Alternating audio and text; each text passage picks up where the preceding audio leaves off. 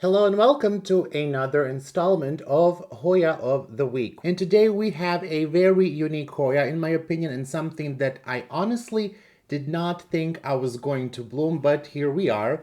So I bring her to you. And as you can see, she is here. She is a challenge for the camera, but this is Hoya acicularis. And I can promise you this Hoya looks much, much better in person than it does on the camera. These Hoyas are a bit difficult to show that kind of have these types of leaves, but you will just have to take my word for it that this actually does look great in person. And I believe if you have this and if you grow this, you know exactly what I'm talking about. And we do have a flower here, which I will show you later. It's a little cute flower here. But back to actual talk about Hoya acicularis. Now, this Hoya was published in Fraterna in 2002, and they do mention several Hoyas to which this is distantly not related, but they say distantly aligned. And those are all synonyms for what we know today as variations of Hoya edanoi. I'm not going to dwell too much on that because to me they do look quite different from this Hoya. And on the distantly related note, I think, they're all part of the acanthostema section. So I guess that's how they are related. But to me, they are quite different. It is a very intriguing Hoya. It is perhaps an acquired taste. I don't think this is something that you would typically think of when you think of Hoyas. I think many people actually wouldn't think of this when they think of Hoya.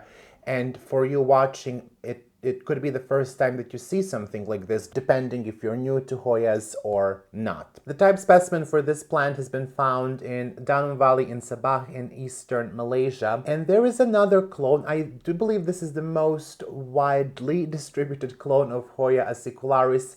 There is another one that has pink corona. Mine has cream corona / yellow corona.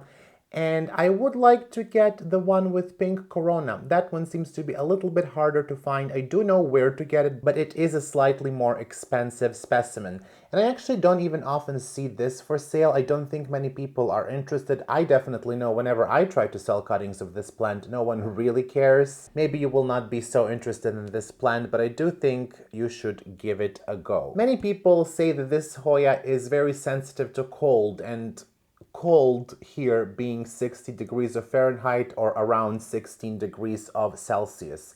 I have never exposed my plants to temperatures that are even near that. I don't think she has been exposed to lower than maybe 19 degrees of Celsius. So she has had a good life, I would say, here, and I can't tell you much about that, but Doug Chamberlain and according to the original publication, they both say that you really should not expose this to temperatures that is lower than that. In reality, I think this plant really prefers to be very hot and humid in order to really grow well. Now, I got my plant from Camilla, I believe. I have the tag here. In November of 2021, so from Camilla Gedden of Sweden, I got this plant and it has grown well. In the beginning, it can be a little bit slow until it establishes. I find it very easy to root. We will talk about that later, but in the beginning, the growth is a bit slow and then out of nowhere, it sort of explodes once it is established. And, after that period, provided that everything goes well for you, the plant will grow really fast. And I would grow this on some sort of a trellis. You can grow it hanging. I have seen people grow it hanging, but it really wants to wrap around something. So I do have this trellis that is very unstable in this pot, which is something that quite annoys me. We might do some retrellising here in the future, but it does look interesting. It's very sculptural, perhaps we can say, on this trellis, but it's a very nice plant. In nature, of course, it grows as an epiphytic or lithophytic plant. So this is something that actually has sensitive roots. Now, my plant is in pon in self-watering pot, but actually I don't really use the self-watering function that much. It is slightly wet, but not overly wet. And I actually don't even see how many roots this has. I don't think it makes an extensive root system. And we will probably in some of the videos repot her, but the leaves are firm, so I know there is no root rot, or it shouldn't be any root rot, and it is growing really well. From everything that I read, this plant would actually prefer very airy mix, very chunky mix. So I wouldn't really keep it too wet. I would avoid cocoa peat or any type of peat. So maybe something like cocoa chips or bark with some pumice would be great mix for this plant. But definitely keep it very airy. And, you know, when it comes to watering, I really try not to overwater this one. As I said, I don't really keep much water in here. Even when I water the rest of the plants, I will often skip this one, as I believe it doesn't really want that much water, and it's been doing really well. It actually had several peduncles, but you know, Hoyas are Hoyas, and sometimes those flowers, first flowers, will blast. But she does have two more peduncles aside from this one. Now, when it comes to where I grow it, I used to grow her in my grow tent, in one of my Mars Hydro grow tents under strong light, and it did really well there. I grew it first as a hanging plant, but then I decided to move it in my Millsville cabinet, and the light is here. It barely fits in the cabinet, and it's a 16-watt light. In the tent, the light was, oh, I don't know, it was a dimmed light, but it's a 450-watt light that I dimmed to maybe around 100. And you can see that the leaves are actually quite red. I don't know if the camera will pick that up. So some of them are green, of course, but a lot of them are red, especially like the back of the leaves is red. So this is getting plenty of light. And I think the key to blooming this plant, aside from keeping it warm and humid, is to keep it in high light. And it does take a long time to bloom. I think for everyone this plant will take a long time to bloom, unless maybe you get a cutting with the peduncle. So it took about 3 years to get this one to bloom, and from what I see, that is usually the case, 2-3 years. It really needs to establish itself, in my opinion, before you will get the flowers. Of course, there are always stories where someone gets something to flower very quickly, but I don't think that is the norm for this plant.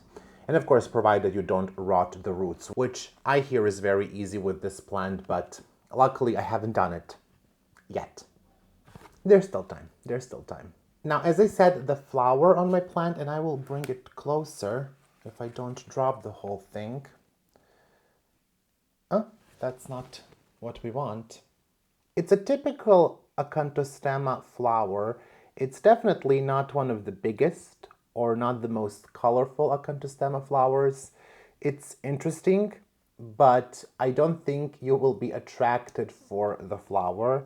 I think what will attract you is the look, perhaps, of these leaves, and just the fact that it is sort of like a growing challenge, so if you're up for it. But the flower, as Hoya flowers go, I mean, I think all Hoya flowers are pretty, or most of them are pretty, but I think the clone with the pink corona, to me, is much more interesting, and I will be trying to get that one for myself. The leaves are sort of this pine needle shaped leaves. They are very nice. Again, they are very firm. I think the leaves on this plant are quite misleading. You would think that it is a very tolerant plant, but from what I can read, it really isn't, unless you keep it, of course, warm and humid. It's not super tolerant to cold. It's not super tolerant to overwatering. So I don't know about this being a super hardy plant. I think if you grow it well, perhaps you will not have many issues. You know, with some Hoyas, you can grow them well and they will always kind of be finicky, pose a challenge, etc. But in that case, this one is not. But it's not a carnosa. Carnosas are, for example, quite hardy and they can take everything that you throw at them. I don't think this is the case with Hoya acicularis. As I told you, I did propagate this plant several times and I do find it easy to root. I did root in cocoa peat and perlite, half and half mix. And it's easy to start because it does have these aerial roots. It will take time, of course, to fully establish before it starts to grow. But when it comes to rooting, I don't think it's a very challenging plant to root. It makes, I think, aerial roots almost on every node. As you can see, it's just filled with them everywhere. And of course, on the older ones, you can see we have some dry roots. They sort of actually look like needles. The whole the whole thing looks very sharp, I would say. But I would say it's a nice plant. I definitely love it. It's one of my favorites, if I may say, just because it is so peculiar, it is so unique. It is something that does really stand out in my collection, and I do love to kind of surprise people who, don't maybe know much about Hoyas and to tell them, oh yeah, this is a Hoya too. So, that's nice. I don't know that other people care so much that come and visit us, the plant people, but it's a conversation starter. In any case, it's a conversation starter to have a plant like this. So I definitely recommend it, and that is why she made it to Hoya of the Week. Let me know if you do have Hoya acicularis and what your experience has been with this plant, and I will see you next week with another new Hoya. I would like to take some time to thank all of my patrons for their incredible support. A massive shout out to my $5 patrons. My 3 anonymous patrons, Alex von Siebenthal, Amber Clear, Amber Kosher, Anne Margaret Moen, Angela Bernard, Angela Parrish, and C. Aspen Drake, Patsy, Bougie Panda, Brad Noble, Catherine Molina, Candy Taft, Colleen Coyle Levi, Daniela Danube Daniels, Daria Kaminska, Deely Heredia, Deanne Sikorsky, Dipanjali Rao, Edith W., Erin Keenan, Ellen Isakson, Farah, Gathering Moss, Gina Geise, Go Green Tropical, Heather Uppenkamp, Hoji Scott, Hoya Heather, Jamie Arsenault, Yana Griffin, Jessica Chio, Yovan Denot, Kara, Catherine P, Casey Gross, Callie Cook, Callie Gallagher, Kelso, Kimberly Polka, Kiwi Mochi, Christy Ehrlich, Leplan de Steph, Lisa Marie, MPLS, Lori J. Revert, Mandy Milliken, Marcel Har, Marcelina Novosansky, Maria Stein, Marina Yarmolik, Maria West, Maris B, Marty Miller, Mary Rose, Melissa Walker, Michael Curley, Michelle Herron, Nicole Ferranti, Mirka Grun Roos, Moa Edmond, Nelly Yang, Nihabasu, Nicole Maroney, Nguyen, Nita Macy, PJ Plan the Druid, Rachel Peterson, Robin L. Jennings, Sandra Cornelius, Sherry Kumar, Stephanie H2O, Tessa Martins, Tia B, TJWO, Trista Bailey, Tristan Thomas, Wendy Foreman, Wendy Rossman, Xenia Green, Youth of the Walamut, Zaira Rivera, Zerdarama, and Zlokov Nippon. A big thank you to my $3 patrons, Angelina Farnan, Kilone, Constance, Daryl De Rosaria, Eden C, Catherine Parsons, Kance Brown, Lindsay Ann, Lisa Helling, L. Lindbergh, Mary H. Schnella, Nerdy Kathy, Syke Zera, Ringlov, Sophia Ariane, and Tang Watanas Ria Cool. And a thank you to my $1 patrons, one anonymous patron, Alice Borland, Brandon Pacheco, Christina Greengrass, Colleen Coyle Levi, Couture Helvetica, Amelia Bronson, Joanna Pearson, Jolie Sullivan, Jonas Bayer, Hjorth Larson, Kayla Vavra, Kelly Ash, Chris Perez, Lauren M, Lori Ann Subramaniam, Luzmin Fernandez, Neely Spicer, Olivia Chin Mueller, and Tracy the Eye Biller.